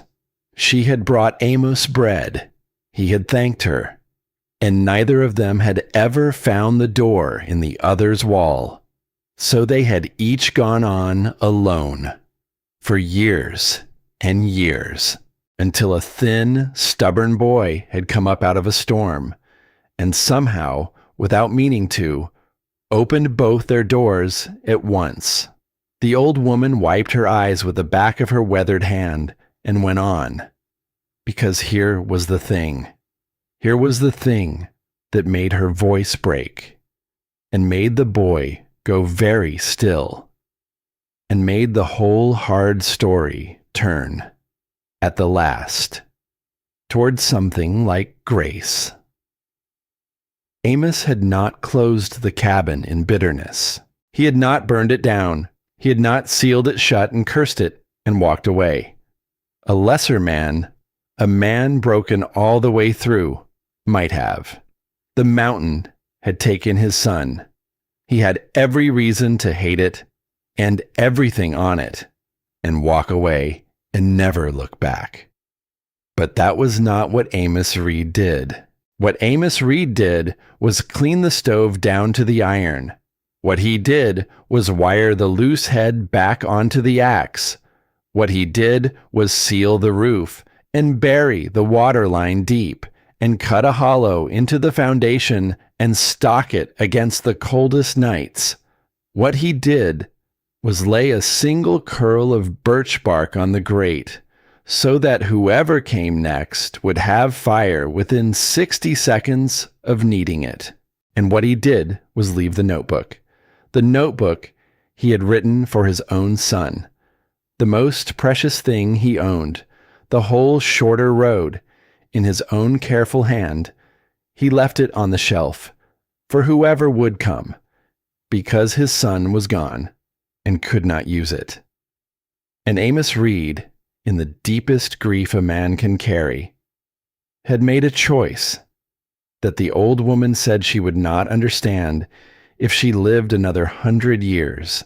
He had decided that the love he had meant for his son did not have to die with his son. He had decided that somewhere out there, someday, another lost child would come up this mountain. Another boy with nowhere else to go. Someone else's son, cold and alone and out of options. And that child would push open the door and find the fire laid and the tools kept and the notebook waiting. And that child would not be alone. Because Amos Reed had thought of him, the old woman finished and the cabin was very quiet. The fire ticked in the stove. The water ran faint in the line outside, and the boy sat with the open tin in his lap, the food and the medicine that had saved his life, left there by a grieving father for a son he never had. And the unfinished sentence made sense now, the careful hand stopping mid-thought, near the end. Amos had not stopped writing because he was lazy, or careless, or out of things to say. He had stopped because the grief had finally grown too large for words. He had set down his pencil in the middle of a line with the cabin sealed and the fire laid and everything made ready for whoever would come. And he had walked down off the mountain. And he had never written another word. Toby looked down at the tin in his lap, and then he looked at the notebook on the bunk, and he understood, at last, the full weight of what he was holding. Not just instructions, not just a careful hand. He was holding a father's love, love that had nowhere to go after the worst thing in the world had happened. Love that a broken man had refused to let turn to bitterness, and had instead poured forward, across all the empty years, into the hands of someone he would never meet, into Toby's hands, the boy whom no one had thought of in years. He had been thought of. He had been provided for. He had been loved in the only way a man with no one left to love could manage it, by a father grieving a son he had lost on this very mountain. And it had saved his life. Toby wept again that night, quietly this time, with the old woman sitting beside him in the firelight, her worn hand resting on his shoulder, not saying anything, because there was nothing that needed saying.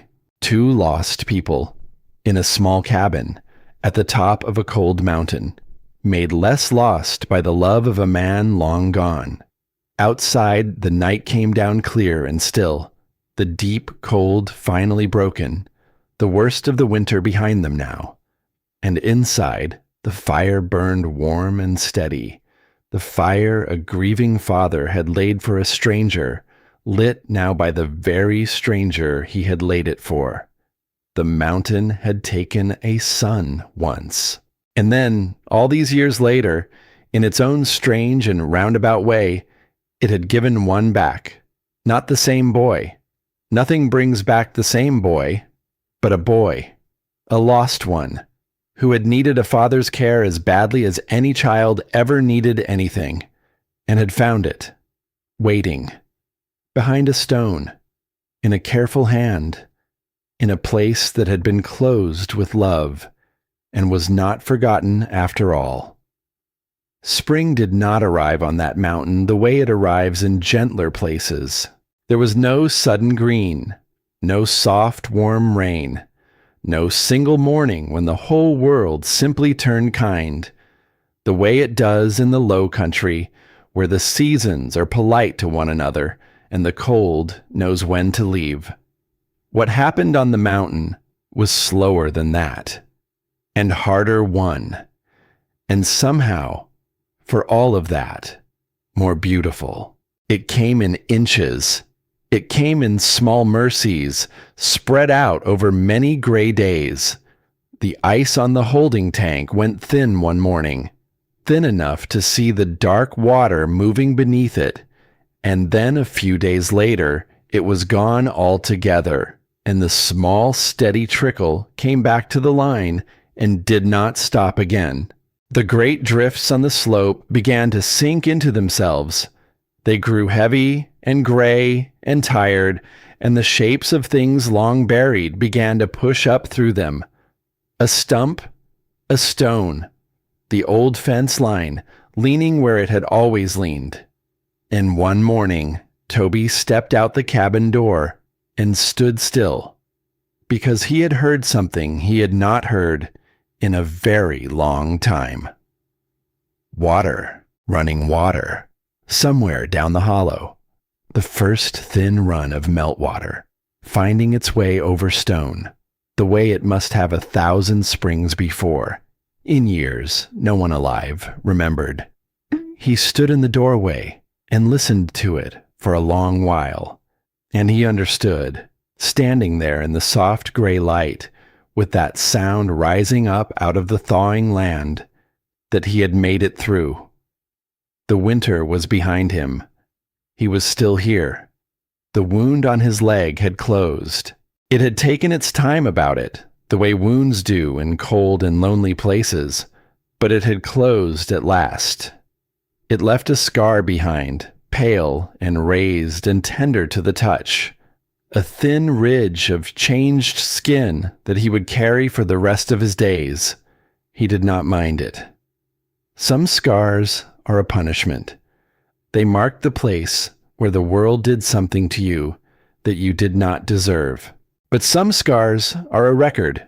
They mark the place where you were tested past what you thought you could bear, and bore it anyway. They are not a wound the world gave you. They are proof of what you survived. This one was the second kind.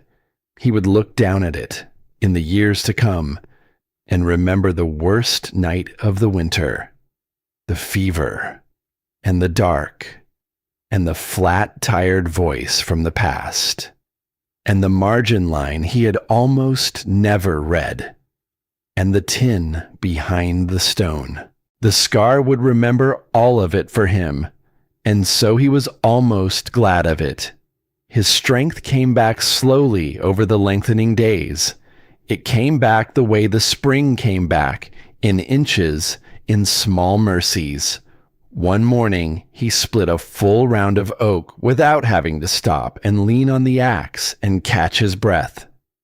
Another morning, he carried 2 full buckets up from the line at once, the way he had not been able to since the fever, and did not have to set them down halfway. The body heals if you give it what it needs, and time enough to do the work. That was the smaller healing. The larger one had taken longer, and it had left a deeper mark than any scar, because the words were going quiet, not gone. A thing said to you the way that thing had been said, flat and tired and certain, across a supper table by someone who was supposed to care for you. A thing like that does not simply vanish. It leaves a groove worn into you, a channel the mind falls into when you are tired or frightened or alone in the dark. The groove was still there, but the power had drained out of it. He could think the words now. You were always going to be a burden. You know that. He could turn them over in his mind, in the very voice that had said them. And they no longer cut. They no longer reach the deep place they used to reach and twist. Because he knew now, with his whole healed heart, that they were not true. And he had proof. The proof sat on the shelf in a careful, upright hand. The proof was a tin in a hollow behind a stone. The proof was a fire laid for him, and a roof sealed for him, and a water line buried deep for him, by a man who had wanted him, whoever he turned out to be warm and dry and alive on the very worst night the mountain could throw down. You are not thought of, years and years in advance, by someone who will never even learn your name. Unless you matter. And Toby had been thought of, completely and carefully and far ahead of time, by a man who had every reason in the world to give up on everyone, and had chosen, instead, to give. No flat-tired voice from the past could stand against a thing like that. Not anymore. He had not only survived the winter, he had been healed by it. And the one who had healed him had been gone for years before the boy ever set foot on the mountain. The old woman came up more often now. With the trail thawed and her old legs surer on it, Della made the climb when the weather allowed, and sometimes when it did not quite allow, but she came anyway, stubborn as the boy she had come to care for. And something had shifted between the two of them. It was easier now. The silences had a different quality. In the early weeks, the quiet between them had been the careful quiet of two strangers, each unsure of the other, each long out of practice at the simple work of being with another person. Now it was the quiet of people who belong together, the quiet that does not need filling. She would sit by the stove while he worked, her hands folded in her lap, and as the spring went on, she talked about things she had not talked about in a very long time. Her younger years, the husband she had lost, the valley and how it used to be, and who used to be in it, and where they had all gone. And she talked once about the children she had never had. She had wanted them, she said, badly once. It simply had not come to pass, the way some things do not, for no reason a person can ever make peace with.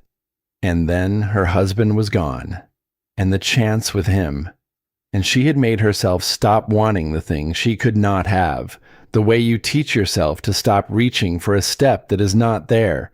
She had told herself she did not mind. For years and years, she had told herself that. And then a boy had come up out of a storm, and she had carried him bread and brought him socks and sat across a fire from him and watched him grow strong again. And she had understood, somewhere in that long winter, that the wanting had never gone anywhere at all. It had only been waiting, the way the birch bark on the grate had been waiting, for the right cold night and the right lost soul to finally catch. I used to think the Lord forgot to give me mine, she said one evening, looking into the fire. Turns out he was just taking the long way around. and she did not look at the boy when she said it. But the boy heard it, and the boy understood. He had not been the only one healed up there. She had needed someone to climb the mountain for, someone to carry bread to, someone to bring wool socks to, and glare at, and fuss over, and worry about on the cold nights when she could not make the climb. She had needed, as badly as any person needs anything, to matter to someone again. And without quite meaning to, the two of them had given that to each other. They had been carrying the same emptiness from opposite ends of the same long trail. And somewhere in the middle of it, in a small cabin at the top of a cold mountain, they had set their burdens down and found, to their surprise, that the other one had been carrying the very thing they had been missing all along. There was one thing Toby could not let go of: the unfinished sentence. All through the long winter it had stayed with him, that place near the end of the notebook where the careful hand simply stopped, in the middle of a line, and never went on again. He had thought at first that the grief had only grown too large for words, and the old woman's story had shown him that this was part of it. But it was not all of it, because the unfinished line was not a note about the roof, or the water, or the wood. It was not a lesson. It was a note to the reader. It was a thing Amos had wanted to say directly to whoever would one day open the notebook on their own cold night. It began like all the rest, with that same care, the small, upright letters, the sharply kept pencil. It began like this: "Whoever you are, when you read this, I want you to know that you are not." And there it stopped. You are not.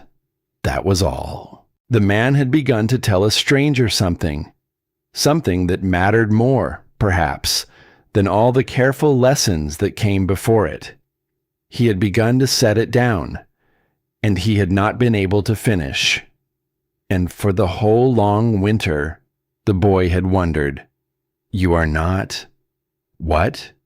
You are not alone. You are not forgotten. You are not beyond help or beyond hope or past saving. He turned it over night after night by the low light of the fire, and he could not know. The man was gone. The thought had died there on the page, unfinished, the way the man's whole life had gone quiet and unfinished after the worst thing in the world had taken his son from him on the ridge. And it troubled the boy more than he could put into words, that a careful man, with his last careful strength, had tried to leave one sentence of comfort, and had not been able to finish it.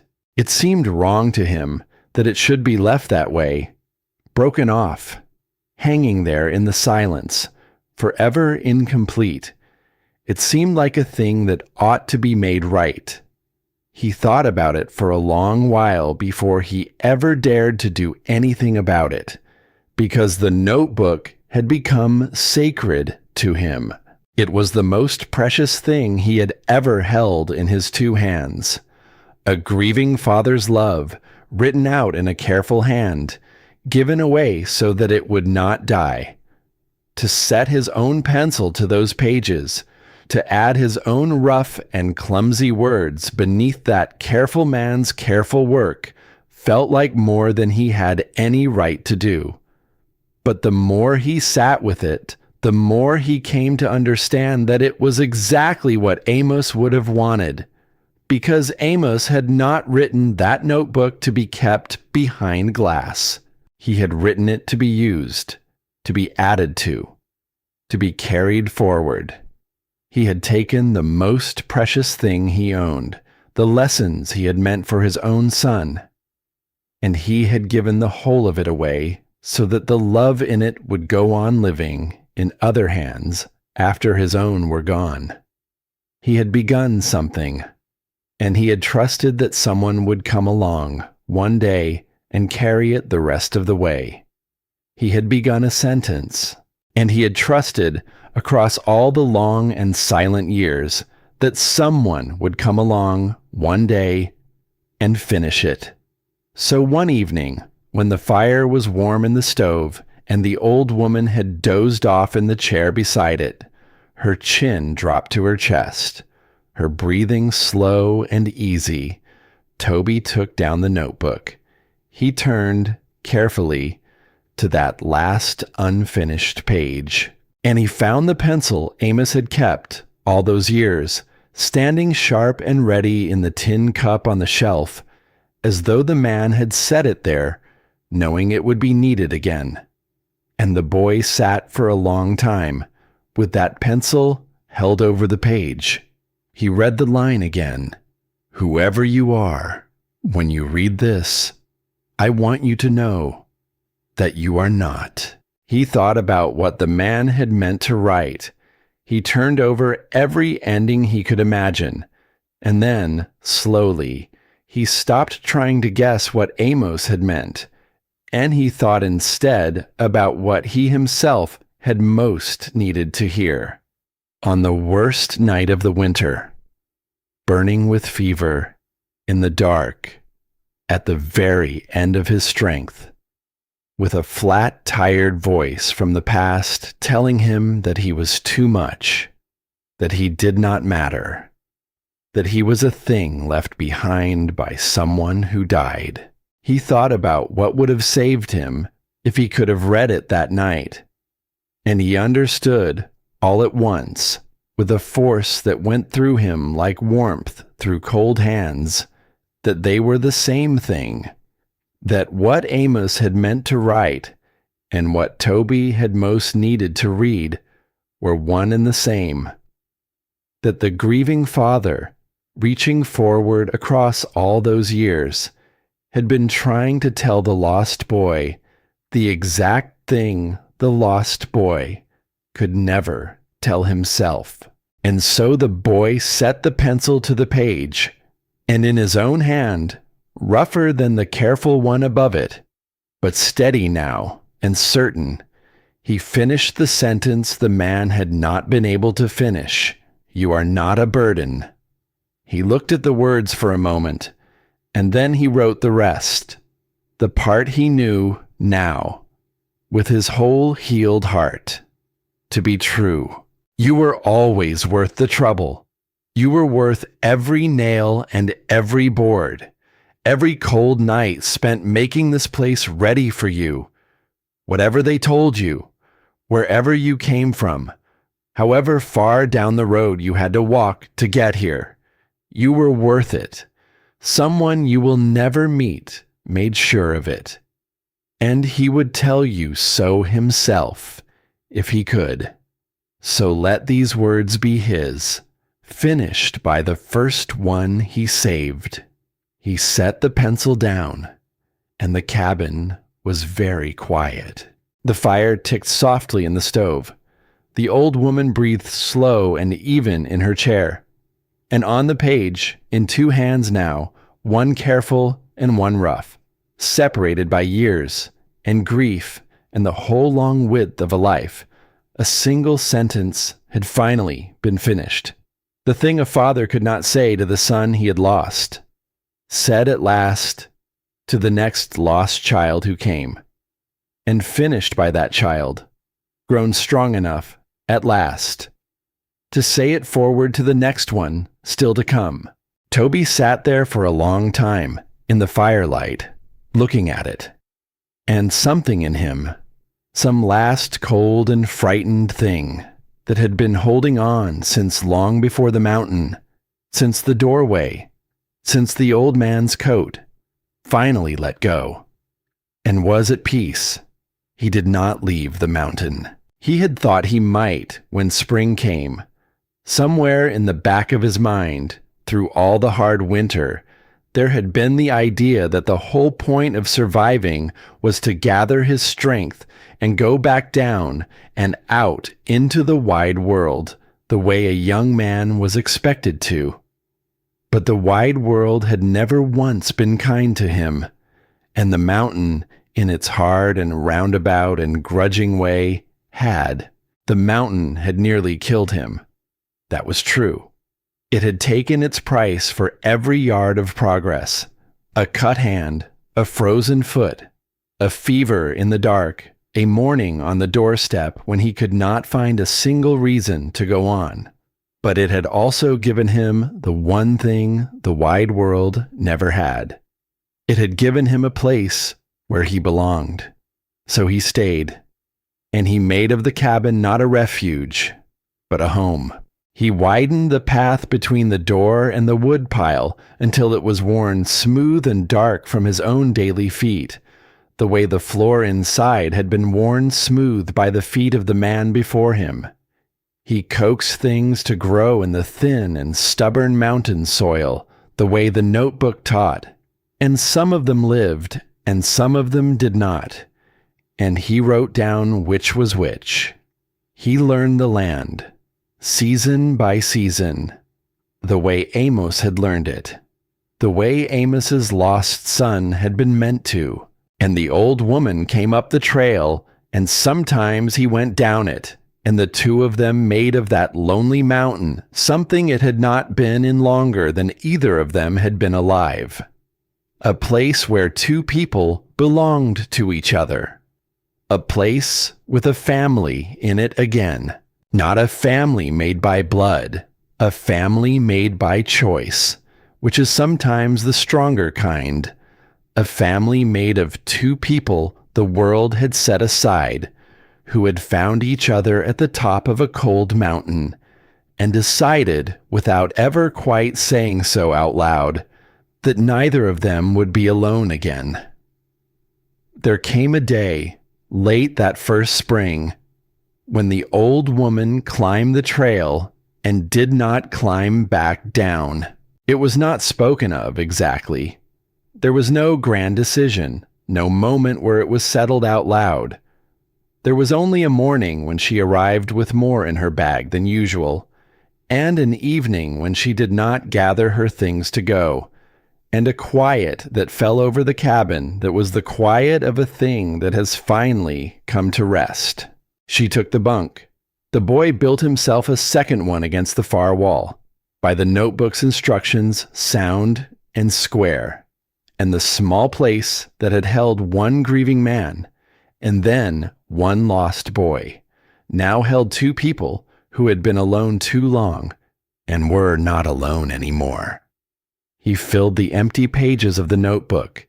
That became a thing he did, in the quiet evenings, after the work was done, and the light was gone, and the fire was the only thing left burning. He wrote down what he learned, his own mistakes, and what he changed because of them.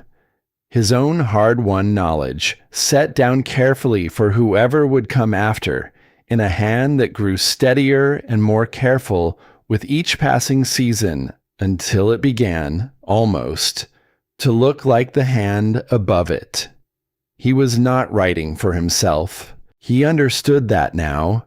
He understood it the way you understand a thing once it has gone all the way through you. He was writing the way Amos had written, for the lost soul still out there somewhere, who would one day climb this very mountain with nowhere else in all the world to go, and lift the latch, and need every single thing that Toby could leave behind.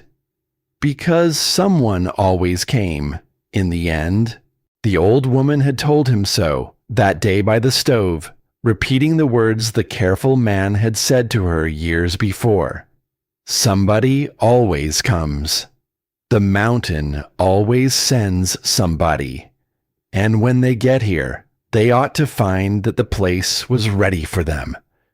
And so the boy who had been called a burden became, season by season, quietly, without ceremony, the keeper of a promise. Not a survivor. That was the smaller story. Anyone tough enough and lucky enough and stubborn enough can survive a single hard winter. The larger story was the one Amos had begun, and Toby had been chosen somehow to continue. It was the story of a love that had refused to die. The story of a grief turned by an act of almost impossible grace into care for someone who would never know the giver's face. The story of a chain of lost and lonely people reaching out one to the next across years they would never share, with no thanks expected and no names exchanged and no reward but the knowing. A grieving father had reached forward into the dark and caught a falling boy, and the boy, healed, had taken up the reaching himself. That was the true thing Amos Reed had left behind.